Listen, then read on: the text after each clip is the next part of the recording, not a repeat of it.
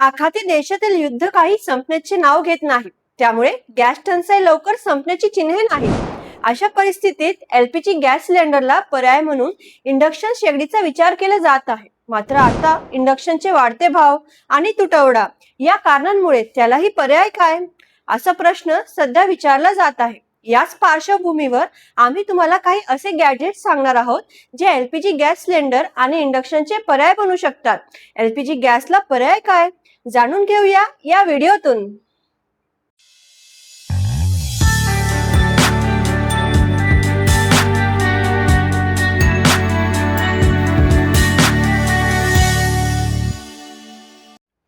नमस्कार, मी सोनम। युद्ध परिस्थितीत एलपीजी गॅसचा पुरेसा साठा देशात उपलब्ध असल्याचे शासन सांगत असले तरी गॅस एजन्सी समोर लागलेल्या लांबच लांब रांगा गॅस टंचाईचे वास्तव सांगत आहे। सर्वसामान्यांना गॅस मिळावा यासाठी शासनाने व्यावसायिक गॅस सिलेंडरच्या पुरवठ्यावर मर्यादा आणली आहे। काळा बाजार करणाऱ्यांवर कायद्याचा बडगा उगारला। गॅस बुकिंग व वितरणाच्या नियमात बदल केले गेले, पण तरीही गॅस टंचाई कमी होण्याची चिन्हे दिसत नाहीत। अमेरिका, इस्रायल, इराण युद्ध सुरू होऊन आज 25 दिवस झाले, परंतु युद्ध थांबण्याची चिन्हे दिसत नाही। अशा परिस्थितीत एलपीजी गॅसचा तुटवडा आणखी भीषण स्वरूप धारण करू शकतो। तेव्हा एलपीजी गॅसला सक्षम इंधन पर्याय काय याचा शोध आम्ही घेतला आहे। त्या शोधातून सापडलेला पहिला पर्याय, तुम्ही इंडक्शन स्टोव्ह सारखे काहीतरी खरेदी करू इच्छित असल्यास तुम्ही इन्फ्रारेड कुकटॉप खरेदी करू शकता। हे इंडक्शन स्टोव्ह सारखे दिसतात, परंतु त्यांचे वैशिष्ट्य म्हणजे ते चिकणमाती, अॅल्युमिनियम आणि स्टील सह कोणतीही धातूची भांडी यावर चालतात। तुम्ही चांगल्या कंपनीकडून 2,500 ते 4,000 रुपयापर्यंत इन्फ्रारेड स्टोव्ह खरेदी करू शकता। दुसरा पर्याय, इलेक्ट्रिक किटली। तुम्ही एलपीजी गॅस साठी स्वस्त परंतु ठोस पर्याय शोधत असाल तर तुम्ही इलेक्ट्रिक किटली खरेदी करू शकता। स्वयंपाकासाठी इलेक्ट्रिक किटली खरेदी करताना आपल्याला हे लक्षात ठेवावे लागेल की तुम्ही मोठ्या तोंडाची किटली खरेदी करा, जेणेकरून त्यात स्वयंपाकही करता येईल। आणि 2.25 ते 1.5 लिटर क्षमतेची चांगली मल्टीकुक किटली 800 ते 1,800 रुपयापर्यंत उपलब्ध आहे। त्यामुळे उकळत्या पाण्यापासून ते मॅगी पासून भाज्या बनवण्यापर्यंत स्वयंपाक करू शकतो आपण। तिसरा पर्याय, portable gas stove. LPG gas सिलेंडरचा बॅकअप म्हणून पोर्टेबल गॅस स्टोव्ह हे सर्वात लहान आणि प्रभावी गॅजेट आहे।